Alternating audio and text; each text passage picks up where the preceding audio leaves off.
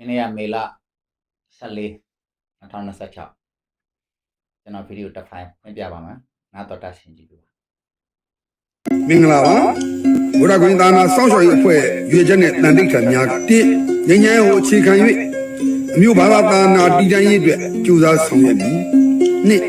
မီဒီယာစနစ်ဖြင့်ထေရဝါဒဗုဒ္ဓသာနာတော်တိုးတက်စီပင်အောင်ဆောင်ရွက်မည်သုံးအမျိုးဘာသာသာနာတော်ခုတုံးလုပ်၍မိမိကောင်းစားရေးအတွက်စော်ကားနှောက်ယှက်ဖျက်ဆီးသူများကိုဖော်ထုတ်တားဆီးကာကွယ်မည်လေးမိမိခန္ဓာအသက်မငဲ့ကွက်ဖဲနိဗ္ဗာန်တရားရရှိအောင်ကြိုးစားအားထုတ်ရမှာဖြစ်တဲ့ကဲ့သို့အမျိုးဘာသာနာတော်အတွက်မိမိခန္ဓာအသက်မငဲ့ကွက်ဖဲကာကွယ်တားဆီးကြိုးစားဆောင်ရွက်သွားမည်ကဲမိဘပြည်သူများအဂါဓမ္မလည်းဒီဗီဒီယိုဖိုင်လေးကိုကြည့်နေမှလို့တော့ထင်ပါတယ်ဆိုလိုချင်တာကဗုဒ္ဓဂုံရေးသာသနာစောက်ရေးအဖွဲ့ဆိုပြီးတော့မှခေါင်းစဉ်နဲ့တက်လာမဘာသာအဖွဲ့အမျိုးဘာသာသာသနာမျိုးချစ်မြန်မာယဟန်တော်မြတ်သမဂဘာညာဆိုပြီးတော့မှအာနာစင်စစ်မိတ်စာတွေကသာသနာကိုဖျက်ဆီးဖို့အတွက်ဘာသာရေးကိုခုတုံလုပ်ပြီးတော့အသင်းအဖွဲ့တွေဖွဲ့စည်းလာတာကျွန်တော်တို့တော်တော်များများမြင်တွေ့ရပါအခုလည်းပါလဲဗုဒ္ဓဂုံရေးသာသနာရေးစောက်ရေးအဖွဲ့ဆိုပြီးတော့မှအဂါဓမ္မဗုဒ္ဓဂုံရေးကနေပြီးတော့မှအဖွဲ့တစ်ဖွဲ့ထူထောင်လာတာကိုကျွန်တော်တွေ့ရတယ်။ဟုတ်ပြီကျွန်တော်တို့နောက်ဗီဒီယိုဖိုင်လေးတစ်ဖိုင်ကျွန်တော်ထပ်ပြီးဖွင့်ပြပါမယ်။ပြီးမှကျွန်တော်တို့အစေဗီဒီယိုဖိုင်နဲ့နောက်ဗီဒီယိုဖိုင်နဲ့ဆက်တဲ့ကျွန်တော်ပြန်လဲဆွေးနွေးတင်ပြပေးပါမယ်။မကြတော့ပါဘူး။မလွန်ခင်ဦးတို့ဒီအကောင်လုံးတော့ရေဦးတို့တော်တော်များများလည်းဒါဇတ်တိန်တော့မှာပါနော်။ဇတ်တိန်တော့မှာပါ။950ဆရာတော်ရဲ့ဒါဘီရုစစ်တီကလည်းဒီဘက်မှာ200လောက်ချတယ်ကြားတယ်ဗျာနော်ဘီရုစစ်200လောက်ချတယ်ပြောတယ်နော်200လောက်950ဆရာတော်ချပြပြောတယ်နောက်ထပ်လည်းဒါဝက်လက်ပဲမှာညချစ်ဆရာတော်တစ်ပါးဥဆောင်တဲ့အဖွဲ့တစ်ဖွဲ့လောင်းမယ်အင်အားကောင်းကောင်းဟုတ်လားလူဝက်လက်နဲ့တကြောရှင်းဖို့အတွက်လောင်းမယ်ခွင်းပေါင်းမဲ့အဖွဲ့လာလိုက်မယ်နော်ကဲဗီဒီယိုဖိုင်လေးနှစ်ခုကျွန်တော်ပြန်ပြီးတော့နှိုင်းရှင်းပေးပါအဂါဓမ္မမင်းအစိမ်းမှာပြောရတာကအမျိုးဘာသာသာသနာကိုခုတုံးလုပ်ပြီးတော့သာသနာကိုဖျက်ဆီးတာတို့ခေါင်းစဉ်တွေကတော့ပါတာဟုတ်အမှတ်3ပါအမျိုးဘာသာသာသနာကိုခုတုံးလုပ်၍လောက်စားနေတော့ခေါင်းစဉ်လေးကိုသဘောကျလို့ဟုတ်ပြီအဂါဓမ္မအခုဒီမှာပေါက်ငနွားခွေးသားတာရှင်းလေးနော်ရေဦးခင်ဦးမှာဝါသဝကပြည်သူစစ်အင်အား200နဲ့စစ်စင်ရေးလုံးမှာဝါလာဘမှာအမျိုးသားရေးကိုတော်တစ်ပါးကအင်အား200လောက်နဲ့စစ်စင်ရေးလုံးမှာဟောမီအဂါဓမ္မမင်းတို့အနေနဲ့ပြည်သူလူထုနဲ့ဗုဒ္ဓဘာသာပေါ်မှာဂျင်းထဲ့မယ်ဆိုရင်ကြည့်ထဲအခုပေါက်ငနောခွေးသားဝါသဝခွေးသားနဲ့အဝလဘကတကောင်ကတော့ပေါက်ငနောပြောတဲ့စကားအရတော့ဘွဲမပါလာဘူးပြေးကြတော့တန်ကအဖွဲစီထဲမှာယဟန်တန်ကတွေသင်္ကန်းဝတ်ပြီးတော့လက်နက်ကင်အဖွဲစည်းတွေနဲ့စစ်စင်ရေးလုပ်လို့ရပါသလားရှင်းရှင်းပြောရင်တော့လက်နက်ကင်အဖွဲကိုဦးစီးဦးဆောင်ပြုထားတဲ့ဆိုတာကယဟန်တန်ကတပါးအနေနဲ့လက်နက်ကင်အဖွဲစည်းတွေကိုစီမံအုပ်ချုပ်ဦးစီးကုတ်ကဲပြီးတော့မှစစ်စင်ရေးတွေဖော်ဆောင်တယ်ဆိုတာတန်ကအဖွဲစည်းတွေအနေနဲ့ယဟန်ကျင့်ဝတ်ဘယ်အပိုင်းမှာပါတယ်လဲဗုဒ္ဓအဆုံးအမထဲမှာဘယ်အပိုင်းမှာပါတယ်လဲယဟန်တိတ်ခါဘောတွေဝိနည်းတွေငါမပြောသေးဘူး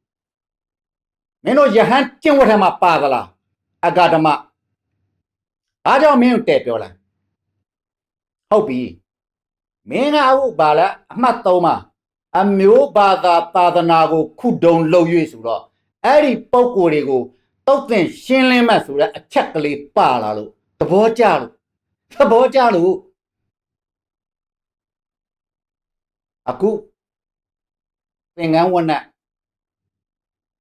အခုဒီမှာပေါက်ငနွားခွေးသားကမင်းကိုတတ်သိခံတယ်လူကိုယ်တိုင်လားဒီလိုစစ်ခေါင်းဆောင်တစ်ကောင်တော့ဟုတ်လားတနက်ကအဖွဲ့အစည်းတွေထူထောင်လာတာအဲ့လိုကောင်စားမျိုးတွေနဲ့စောစောကအမျိုးဘာသာသာသနာခုတုံးဆိုတာနဲ့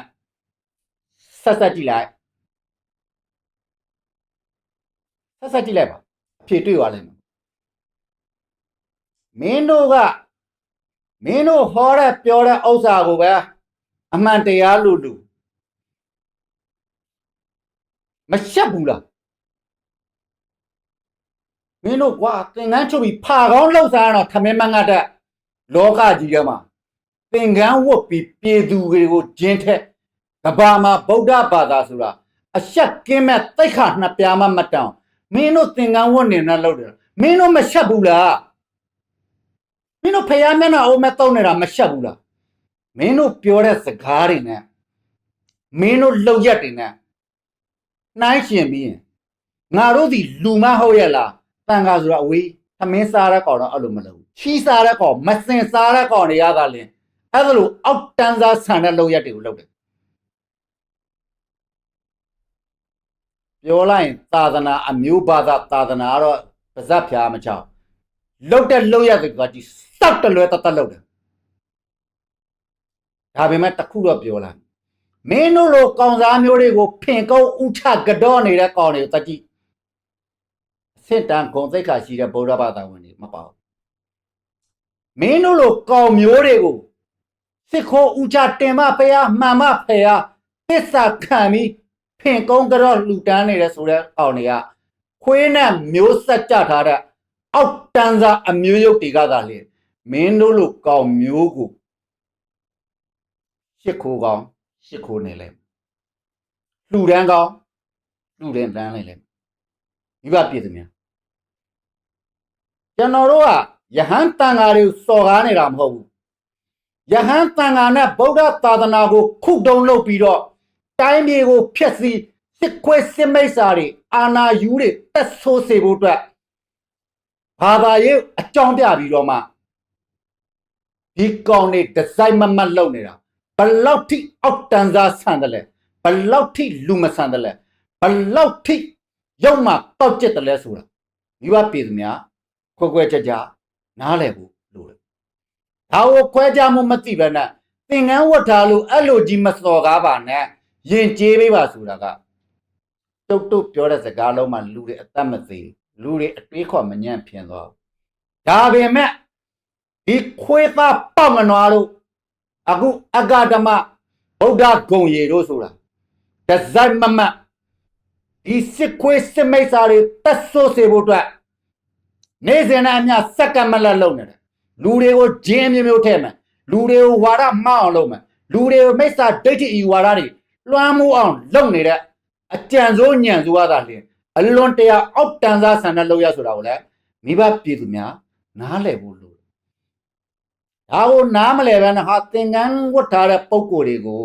ယဉ်ကျေးစွာပြောပါဆိုတော့ကျွန်တော်တို့ကယဉ်ကျေးပေးလိုက်ပြီဒီကောင်တွေကယဉ်ကျေးသလားဟုတ်ပြီနော်အဂါရမမင်းငါ့ကိုပြန်ပြောခြင်းရင်မင်းလောက်ရမင်းမှန်တဲ့ထင်ရင်မင်းဟာသီလတိတ်ခသမာဓိဟုတ်လားဝိမု ക്തി ဂုဏ်တွေနဲ့ပြည့်စုံနေတဲ့ယဟန်တပါဆိုရင်မင်းခေါင်းစဉ်တွေကနံပါတ်3မှာအမျိုးဘာသာသာသနာကိုခုတုံလို့ရဆိုတဲ့စကားနဲ့လက်ရှိပေါက်ငနွားတို့ဝါသဝါတို့ဝိရသူတို့လောက်ရနဲ့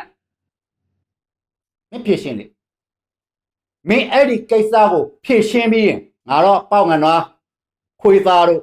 ဝါသဝခွေးသားတို့ဝိရသူအရေးကြုံလုံကလေးရုပ်တွေကိုဆုံးမလိုက်ပြီတန်ခါအဖွဲ့စည်းနဲ့မအပ်ဆက်တဲ့အတွက်လူထွက်ခိုင်းလိုက်ပြီလို့မင်းဘက်ကလုံနာနိုင်တဲ့နေရှင်းတယ်နော်အဂါရမမင်းကငါယဟန်ဖြစ်နဲ့ဖင်ကုန်းကြောလိုက်မှာ မင်းပြည်သူကိုဂျဲထဲတာမင်းရက်တန်းမင်းရက်လိုက်မင်းဟိုဘာသာသာသနာအကြောင်းပြလိုက်ဟိုလူဆရာလို့ဒီလူဒါပေမဲ့မင်းလောက်ရက်တွေကိုငါတို့မဝေပန်းဒါပေမဲ့တိုင်းပြည်နဲ့သာသနာနဲ့အရေးကြီးတဲ့အကြောင်းချင်းရာတွေကဒီကောင်တွေအခုပေါက်ငနာခွေသားလုံနေတဲ့လောက်ရက်ဝါသဝခွေသားလုံနေတဲ့လောက်ရက်တွေကယဟန်ဝိနီဘယ်အပိုင်းမှာပါတယ်လဲယဟန်ကျင့်ဝတ်ဘယ်အပိုင်းမှာပါတယ်လဲယဟန်ကျင့်အပ်တော်တရားဓမ္မဘယ်အကြောင်းချင်းရာတွေမှာပါတယ်လဲယဟန်ဆိုတဲ့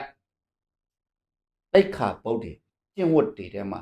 ဘယ်အရာနဲ့ကိုက်ညီမှုရှိတယ်လဲဒါတွေကိုမင်းတို့ကဝေဖန်ထောက်စုထောက်ပြခြင်းမရှိဘဲနဲ့မသိနားမလဲတဲ့ပြည်သူတွေကိုဂျင်းထဲဖို့မိစ္ဆာဒိဋ္ဌိအယူဝါဒတွေလွှမ်းမိုးဖို့စစ်ခွေးစစ်မိစ္ဆာတွေတက်ဆိုးစေဖို့လောက်ရက်တွေကိုအသိဉာဏ်လေးနည်းနည်းလေးရပြီးတော့မင်းတို့ထမင်းစားပြီးတော့လူဖြစ်နေတယ်ဆိုလို့ရှိရင်တော့ရက်တန်ကရက်သိမ့်ပြီလို့ကြံပြုပါဆက်လုံနေရင်တော့မင်းတို့ဟာမစင်စားတဲ့အောက်တန်းစားအရေးကြုံအမျိုးရုပ်တွေလို့ပဲငါတို့ကတော့သတ်မှတ်တယ်မိဘပြည်သူများအသိဉာဏ်ပညာနဲ့ခွဲခြားဆင်ခြင်နိုင်ပြီးကျွန်တော်တို့နိုင်ငံမှာကျွန်တော်တို့ရဲ့ဗုဒ္ဓသာသနာကိုကာကွယ်ထိန်းသိမ်းစောင့်ရှောက်မှာကျွန်တော်တို့ဗုဒ္ဓဘာသာဝင်အားတိုင်းမှာတာဝန်ရှိတယ်လို့ကျွန်တော်တို့နိုင်ငံငြိမ်းချမ်းဖို့ပြန်လည်တည်ဆောက်တဲ့နေရာမှာလဲနိုင်ငံသူနိုင်ငံသားအတိုင်းအားလုံးမှာတာဝန်ကိုရှိကြပါတယ်ဒါလေးတွေကိုဘယ်တော့မှမမေ့လျော့ပါနဲ့လို့ကျွန်တော်အနေနဲ့နှိုးဆော်ပါတယ်